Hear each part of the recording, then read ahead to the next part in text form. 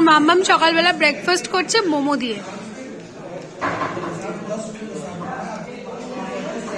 ভালো মাম্মাম, মোমোটা ভালো টেস্টি। তোমার ঝাল লাগছে না তো? আর বুবলু খাচ্ছে লুচি তরকারি আর লঙ্কা। কি দেবে? হাফ মোমো দেবে। কে খাবে হাফ মোমো? তুমি খাবে? আচ্ছা, তোমার মোমোটা ভালো লেগেছে? আচ্ছা আচ্ছা, হাফ মোমো দিয়েছে, থ্যাংক ইউ। এই তো, আরে দাঁড়া দাঁড়া, গরম লেগেছে। আরে ওটা ফুদে বাবু। খাবার এসে গেছে মনে হয়, মুনা খাওয়াচ্ছে। বলে কোথায় উঠে খাচ্ছে? বুবলু খাচ্ছে, আমাদের আজকে অর্ডার ছিল ম্যাগি, থুপকা, চাউমিন, মোমো। আর মামাম খাচ্ছে মোমো। তুমি খাবো? আমি খাবো না, তুমি একা একা খাবে? আচ্ছা খাও খাও খাও, তুমি মোমো খাও, বাইরের ভিউ দেখতে দেখতে মোমো খাও খাও খাও। মামা এখন খাবে চিকেন স্যুপ। চাউমিন চলে এসছে মাইমার ভেজ, আর আমাদের চিকেন। আর মাম্মামও খাচ্ছে একটু ভেজ চাউমিন। বাট খাচ্ছে কই? খাচ্ছে না তো, দুধ করছে। এই যে আমি ক্যারি করি একটা 1 লিটারের প্রেসার কুকার, ওখানে চাল ডাল এরকম নিয়েই যাই, একদম শুকনো নিয়ে গিয়ে ওরা ওখানে ধুয়ে টুয়ে জল দিয়ে, আমি যদি বলি একটা আলু দিয়ে দিতে, আলু দিয়ে নুন দিয়ে ওরাই করে দেয়, দিয়ে ওটাকে প্রেসার কুক করে আমি এইভাবে খিচুড়ি করে মাম্মামের জন্য এই প্রসেসেই আমি এতদিন ধরে চলে এসেছি। যেহেতু বাইরের খাবার খুব একটা বেশি খায় না, তো ওই জন্য এই প্রসেসে তোমরাও করতে পারো। ভীষণ ইজি প্রসেস, শুধু একটু ক্যারি করতে হবে সব কিছুই, তো আর কোনো সমস্যা হয় না।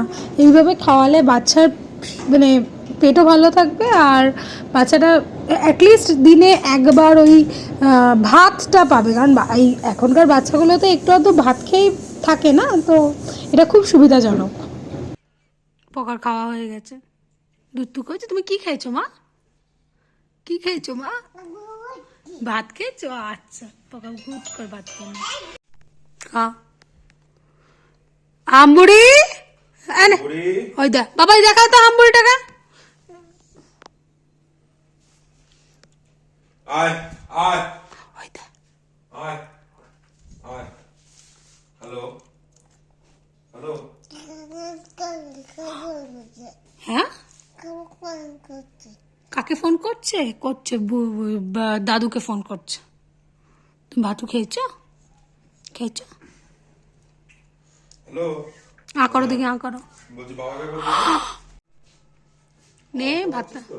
ওই দেখ মামা, মুখটা খোলো।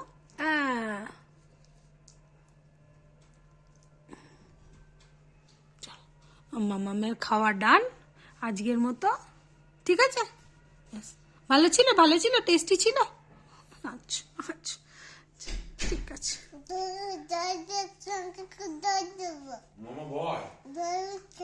ভয় পাচ্ছে বাচ্চাটা, ভয় পাচ্ছে।